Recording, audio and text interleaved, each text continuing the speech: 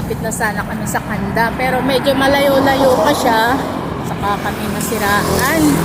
So ayun, naglakad kami, naghanap kami ng vulcanizing shop, eh wala, kaya napapunta kami dito papuntang Calao. Grabe, isang oras na kami naglalakad, naghanap ng vulcanizing shop. Ang hirap ng buhay. Diyos ko. So 6 months na ako dito sa Pilipinas. Ang dami-dami ko ng pagsubok na naranasan. Give up pa ba ako? Tuloy pa rin. Ang hirap. Grabe. Ang init.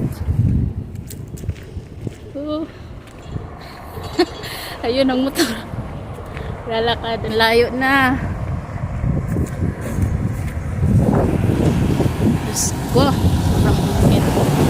Buti na lang naka-sunscreen ako. Pag di ako nakalagay ng sunscreen,